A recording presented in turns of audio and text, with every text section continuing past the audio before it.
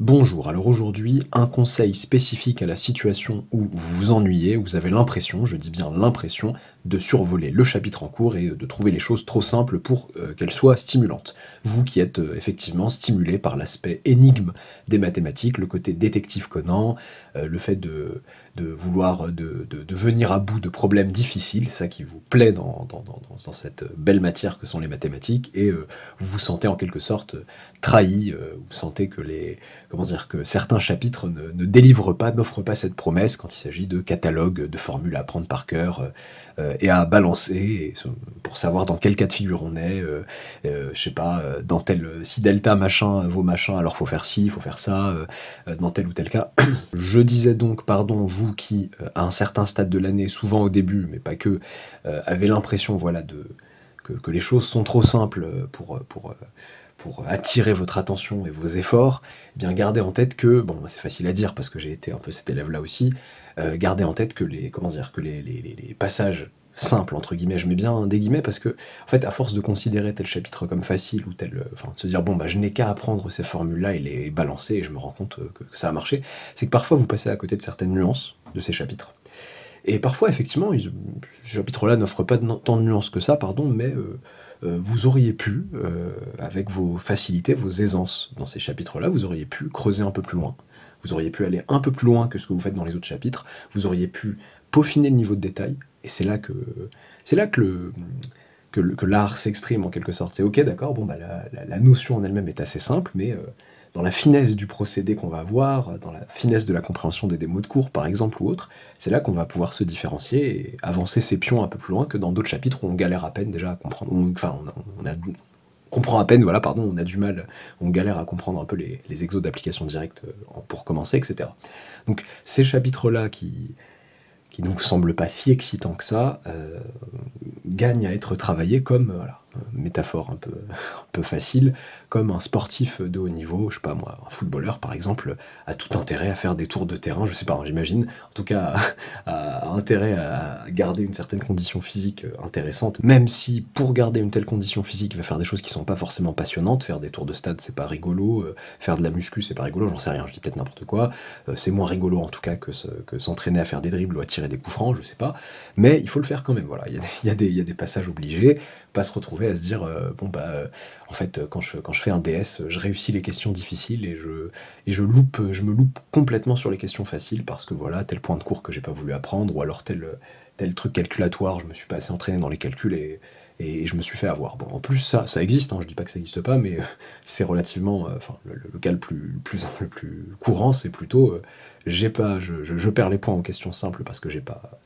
bien révisé ou alors je me suis pas bien entraîné, et en plus, dans les questions difficiles, je perds aussi les points parce que, bah, du coup, dans les questions difficiles, il y a des passages de questions faciles, entre guillemets. Il y a souvent une question difficile pour la faire tomber. On fait des trucs simples. Il y a une idée géniale à un moment donné, mais on fait aussi des trucs simples. Et si on a du mal avec les trucs simples, ben on bloque aussi. Voilà, donc je parle un petit peu de tout, je mélange un peu tout, les chapitres,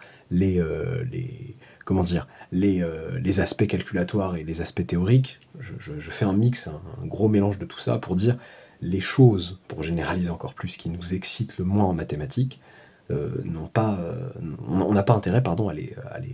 les passer sous le tapis, ou alors à se dire, bon, bah, je me consacre à ce qui me plaît le plus. Je ne suis pas en train de dire, alors je me rends compte en parlant que oui, quelqu'un qui aime passionnément une matière a le droit d'avoir ses goûts et ses dégoûts, comme j'en ai parlé dans d'autres podcasts. On a le droit d'avoir ses goûts et ses dégoûts, mais quand on est en train de se constituer les bases d'une matière, ce que vous faites en mathématiques dans vos études en général, eh bien,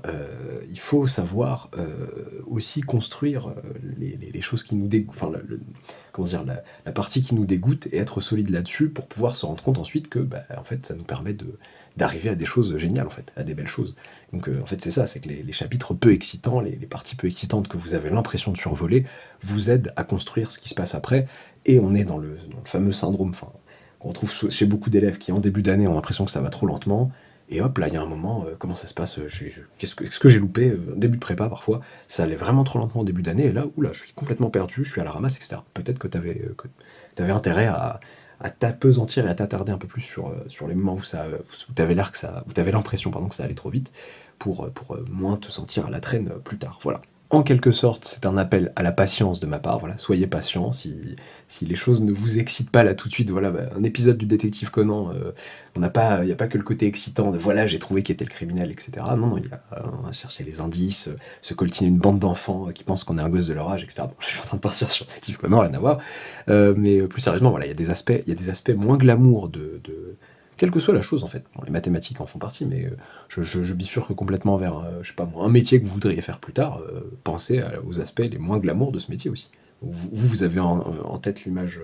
marrante, excitante, etc., les moments sympas, bah, il y a des moments beaucoup moins sympas, et il faut savoir les apprécier, ou alors les tolérer un minimum pour pouvoir, voilà, comment dire, goûter à la chose dans sa globalité, et voilà, l'embrasser plutôt dans sa globalité. Voilà, et j'ajouterais même dans le cadre des mathématiques que si vous vous sentez vraiment à l'aise dans un chapitre, et que vous avez bien bossé votre chapitre, et que vous êtes bien calé, oui, certains pourraient se dire, bon, je suis tenté de m'avancer, de chercher dans les chapitres d'après, dans le programme des années d'après, etc. Ce voilà, que je conseille pas forcément, enfin ça dépend des situations, mais j'ai même envie de dire, voilà, je vais faire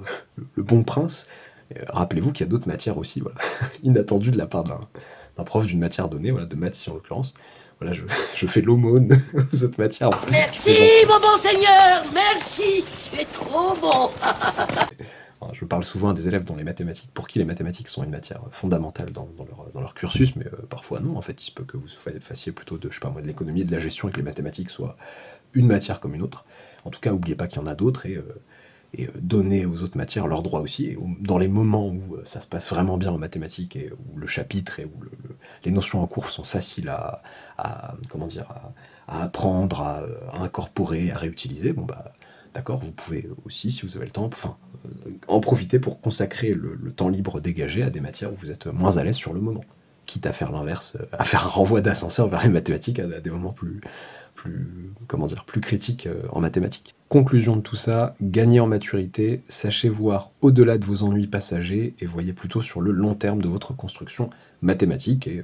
je pense que ce conseil peut s'appliquer à d'autres matières aussi.